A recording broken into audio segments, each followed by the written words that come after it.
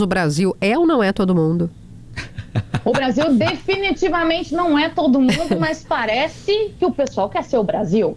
Então agora eu não sei o que está acontecendo exatamente, não sei o que está acontecendo com o mundo, mas parece que os Estados Unidos estão bem querendo ser o Brasil, tributando e taxando para todo jeito.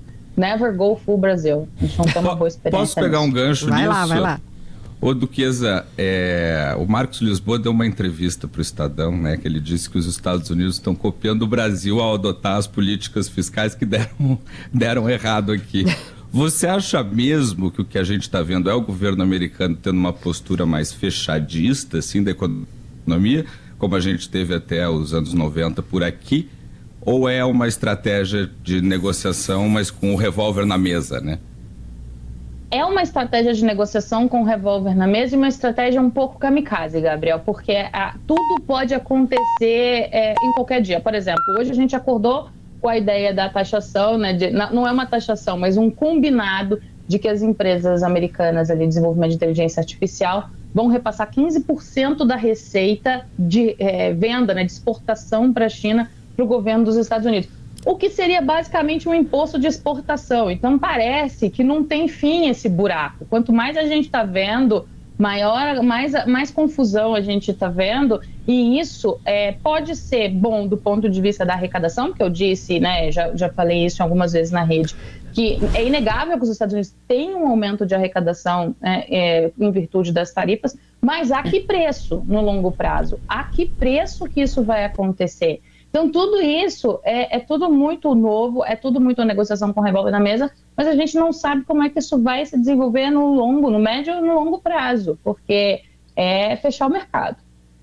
Sabe, Duquesa, que é uma dificuldade que a gente sempre percebe dos especialistas que a gente entrevista aqui é como explicar a cabeça do Donald Trump, né, Kelly? Eu queria que tu dissesse pra gente, honestamente, Duquesa, o que de fato te parece muito claro que os Estados Unidos e o presidente ganham com esse tipo de política externa e de política tributária e relacionada à taxação do que vem de fora do país, e o que perdem? E queria que porque quase todo mundo, ao botar na balança, chega à conclusão de que perde muito mais do que ganha. Se perde muito mais do que ganha, por que faz?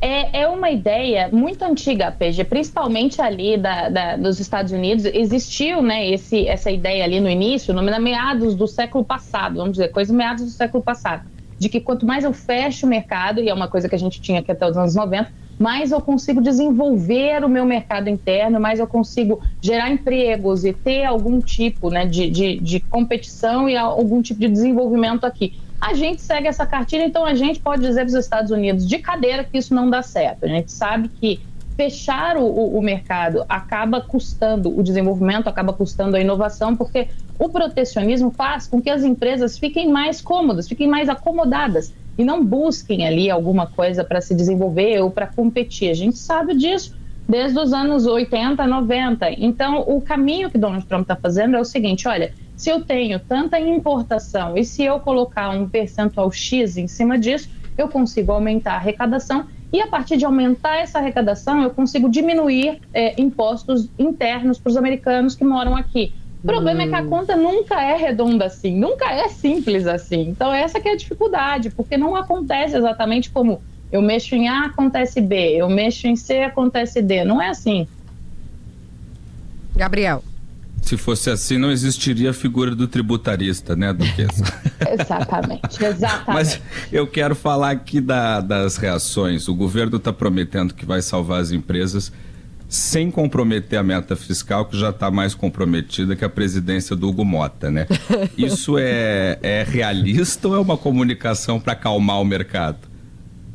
Gabriel, se tirar da conta aí não tem problema, né, com o fiscal, é só tirar da conta. Eu faço isso há muito tempo, entendeu? Se eu não considerar isso aqui como uma despesa ou algo que eu tenha que gastar e falar que foi uma coisa emergencial, que eu precisei fazer, que aconteceu, isso sai da conta e eu consigo cumprir. Mas o que deve vir é aquela coisa de sempre, né, os subsídios, né, o crédito subsidiado, algum tipo de devolução de impostos, né, que aí eles colocam ali o que a gente conhece ali como reintegra, uma devolução do que seria os impostos na cadeia desses exportadores para tentar ajudá-los no caixa, mas nada disso vai resolver se a gente não efetivamente buscar mercado, se a gente não se abrir para o resto do mundo. E aí é que eu acho a beleza disso tudo. Quando você vê um governo, por exemplo, nos Estados Unidos, que é de direita, se fechando completamente e ignorando o livre mercado, e aí você vê um governo que é assumidamente de esquerda, você tem que procurar novos mercados.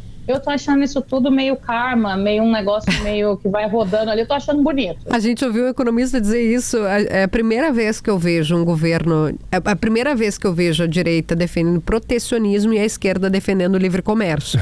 Como explicar um ET? Maravilhoso, não sei. Maravilhoso. Imagina que hoje o pessoal da direita teve que acordar defendendo imposto de exportação. Isso! Falei, hoje a pauta tá maravilhosa, vou sentar aqui agora, vou encostar e vou assistir a direita defender imposto de exportação. Nunca antes Inacreditável. Na história desse mundo. Mas aí, os nossos ouvintes que estão super participando aqui, que estão também se divertindo, apesar do tema ser triste e sério, nos pediram para você, com a sua capacidade, né, e didatismo, explicar do que a gente está falando. Por que tributar, ou o que é tributar e as implicações disso. Olha, quando a gente fala de taxação, quando a gente está falando de taxação e a gente coloca um valor, né, que a gente coloca um valor para entrada no Brasil ou em qualquer país, nos Estados Unidos, o que a gente está fazendo é se fechando e talvez pedindo que a gente crie empregos piores dentro do país. Então, é muito difícil a gente falar isso, porque hoje, com o que a gente tem, né, hoje não tem mais distância, não tem mais fronteira. Então, hoje o que a gente tem é que cada país pode fazer aquilo que é melhor, aquilo que ele consegue fazer de melhor e de mais barato, porque todo mundo vai procurar sempre a alternativa com menor custo. Então, você tem países especialistas em determinadas coisas. O que o Donald Trump, né, e o protecionismo acredita é que o melhor é ter tudo aqui dentro. O melhor é você ter tudo dentro do país, fazer do início até o fim para gerar empregos aqui. Mas aí tá, qual a qualidade desses empregos? Esse produto final vai ficar barato? Porque no final das contas, se eu obrigo a fazer aqui, isso pode ficar mais caro para mim, que é o que vai acontecer nos Estados Unidos. Existe uma estimativa aí de pelo menos custar entre $1.500 e $1.600 por ano a mais para cada família americana. Só essa ideia das tarifas. Tipo o negócio do café fica mais caro lá. Exatamente. Você ajusta de um lado, mas você perde de outro, porque você está abrindo mão da eficiência. Se eu compro café, café é até um exemplo difícil, porque quando ele fala, eu não quero competição entre os países, não dá pra gente botar os pezinhos de café, botar num ônibus e levar pro Texas, né? Fica um pouco difícil, fica um pouco complicado fazer isso.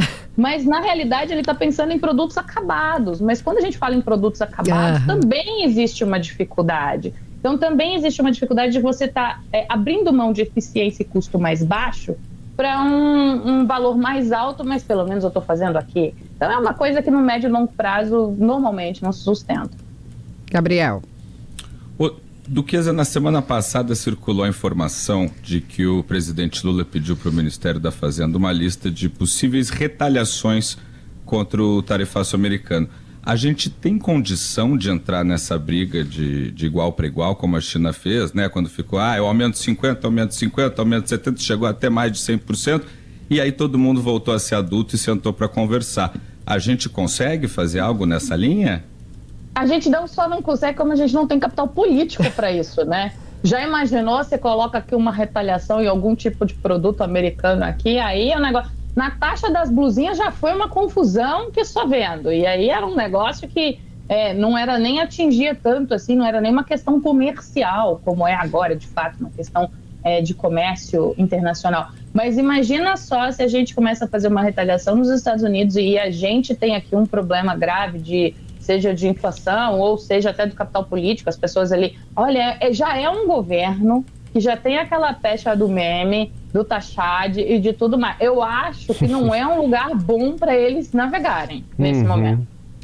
Eu vou chamar a capa da Folha também para a gente olhar o que o governo está planejando e prometendo na linha do que o Gabriel está pontuando aí para a gente analisar. O governo deve cobrar que setores garantam emprego em pacote contra-tarifaço. Algo como o governo Bolsonaro, se eu não estou enganada, fez.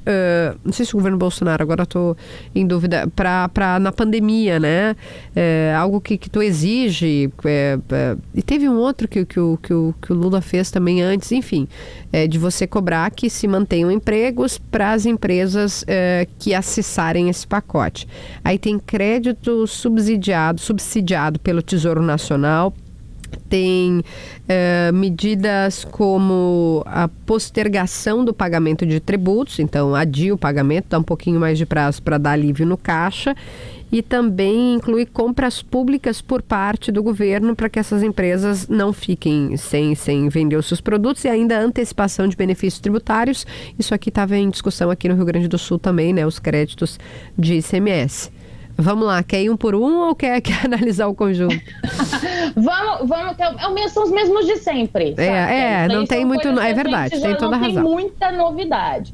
Então, a ideia é, se você posterga tributos, que foi o que aconteceu na época da pandemia, né, mantendo empregos e tudo mais, a postergação de tributos, você cria um possível problema para um ponto ali na frente. Porque a pandemia, ou quando você tem um problema, né, quando você tem algo pontual, você imagina, olha, daqui a 3 meses isso vai estar normalizado, então eles conseguem voltar ao que estava antes.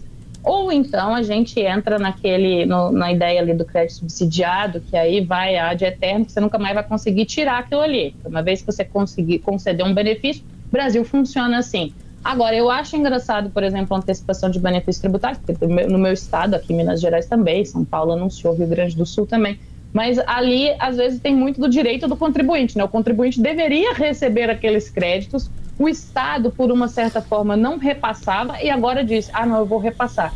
E aí fica um pouco parecendo como se fosse algum benefício. No final das contas, tudo isso precisa ser pensado no longo prazo. Quanto tempo essa situação vai durar? Como a gente pode fazer isso num médio prazo ou algo com plano? O que me incomoda um pouco, Kelly, às vezes a gente faz as coisas no Brasil e vai largando, entendeu? Vai soltando, vai fazendo, a gente não tem um plano. Isso que me incomoda profundamente. A PG fala um começo, meio e fim, porque Exato. Senão estende o benefício, né, PG? E aí vira política ad eterno.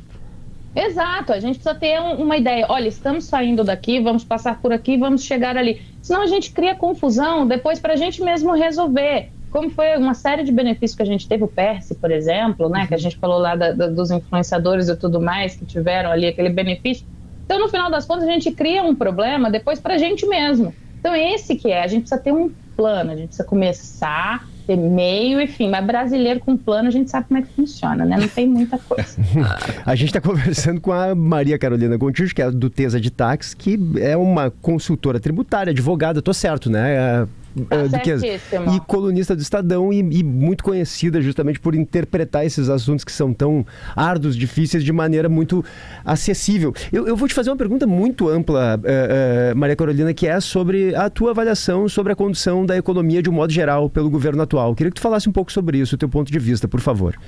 Nossa, uma pergunta de $1 milhão, né?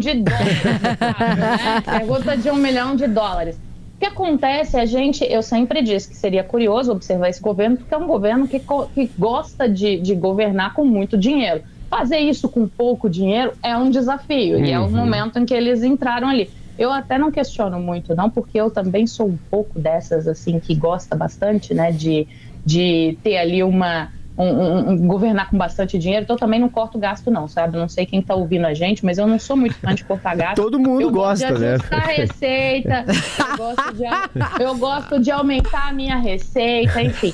Então é difícil. Vou cortar meu camarão? Isso. Não vou. Não, de jeito. Imagina eu deixar de comprar um sapato, que horror. Que não horror. Vou jamais. Não, deixa. Eu vou trabalhar mais. Mas assim, é difícil você fazer isso, porque nós somos a única fonte de receita do governo. A gente, como contribuinte, a arrecadação, nós somos a fonte.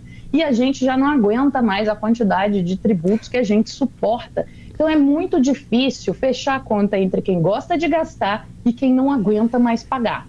Esse é vamos dizer assim, uma avaliação simples aqui. Então o que a gente tem é isso, a gente tem um jogo de empurrar, vamos fazer uma justiça, vamos fazer uma uma questão aqui que a gente vai acabar com essa distorção tributária ou equalização. São todas palavras muito bonitas que a gente usa no final das contas eles querem arrecadar mais, a gente quer pagar menos e a gente tem que chegar num nível. Mas esse é o desafio, PG, colocado assim em linhas bem simples. Pois é, tu sabe que a gente lê muito há décadas isso, né? De que o ideal seria ter uma tributação, Kelly, mais forte na renda, especialmente dos que têm renda mais alta, no patrimônio.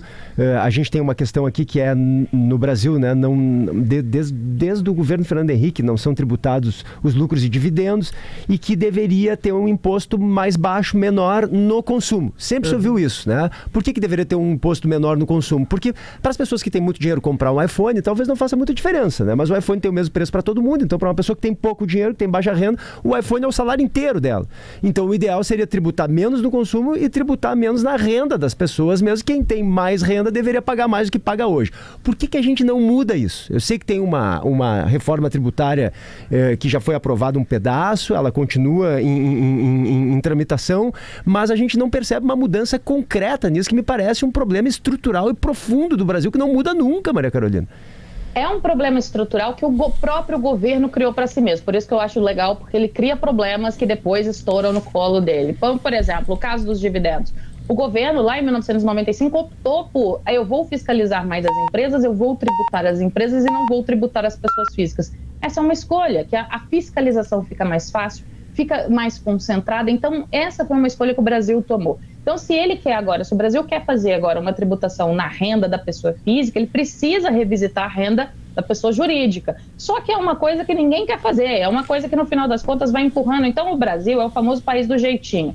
A gente sempre sabe que é muito mais fácil colocar um balde embaixo da goteira do que reformar o telhado inteiro. E o Brasil funciona assim, então a gente vai fazendo... No final das contas, e ninguém quer fazer por quê, Duquesa? Para não queimar o filme com os empresários. Não queimar o filme com os empresários, existem muitos interesses ali dentro, é muito difícil, a gente teria que mexer muito. Por exemplo, a reforma que a gente fez do consumo era algo que eu achei que a gente não fosse capaz de fazer. Porque é algo que a gente mexeu ali no DNA da tributação. A gente vai virar 180 graus na forma como a gente tributa o consumo no Brasil, o que era mais do que justo naquele momento. A gente precisa fazer igual para a renda. Só que aí, quando você fala, vamos fazer para a renda? Ah, não, mas já foi tão difícil fazer do consumo. Ah, já tem que pegar e aquela coisa ninguém quer pagar mais. E aí começa todo um assunto. Então, é tudo muito difícil no Brasil. A gente tem que jogar no chão e fazer tudo novo, que foi a reforma tributária do consumo. Tem que destruir tudo, fazer tudo outra vez. O Yuri já fez sinal, o nosso produtor excelente, que conseguiu a entrevista com a Duquesa. Só que em poucos minutos eu preciso te perguntar, com todo respeito, da atrapalhada do IOF. Eu tenho dificuldade de... Primeiro vaza, isso tu vê que já passou quase um ano, porque é tanta coisa, teve a taxação, teve não sei o quê, a soberania...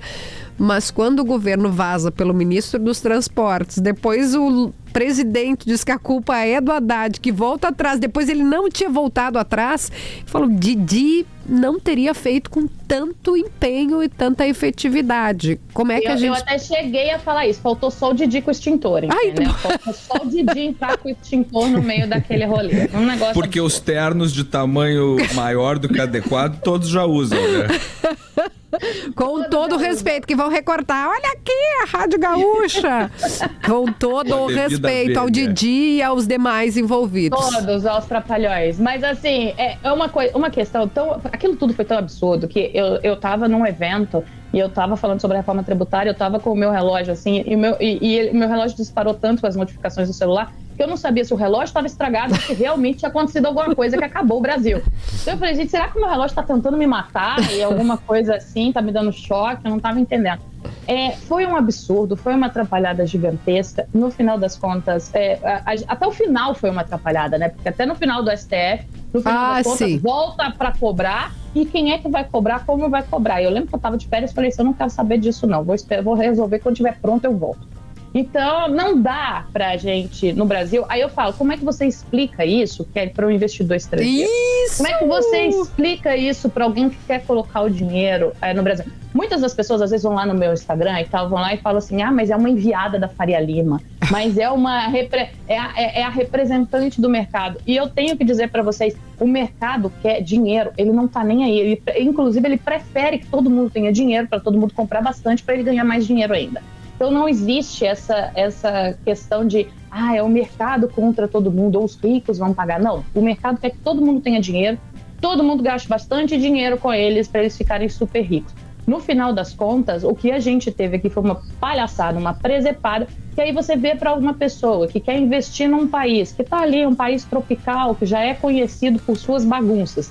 Se coloca uma coisa dessa, como é que eu justifico isso para um investidor? Quem é que vai querer colocar o dinheiro no Brasil numa presepada bagunça dessa que vai para o executivo, aí o legislativo derruba, aí o STF volta, aí o STF fala que tem que pagar desde sempre. Então, assim, é um negócio que, assim, eu amo meu trabalho, sabe? No final das contas. Eu ia dizer, né? No Brasil, a duquesa jamais perderá o seu emprego. Isso que eu queria dizer. Pela competência, porque, né? Quero ver que inteligência artificial faz meu trabalho. Quero ver quem vai fazer, não vai fazer. Maria Carolina Gontijo, muito obrigada, né? Por toda a explicação, pela análise, por essas tiradas maravilhosas, como o extintor do Didi. Querida, um beijo. E voltarás, né? Voltarás, só posso te dizer isso, porque obrigada. Qual será a próxima, né? Não sabemos. Sempre tem. Eu fico chateada quando não tem nenhuma. Sempre tem alguma. Hoje já tem imposto de exportação. Meu Deus. A CNN estava mostrando lá os 15%. Muitíssimo obrigada pelo convite. Queria agradecer a todos da Rádio Gaúcha. Um beijo, obrigada pelo convite. E eu volto sempre que me convidarem.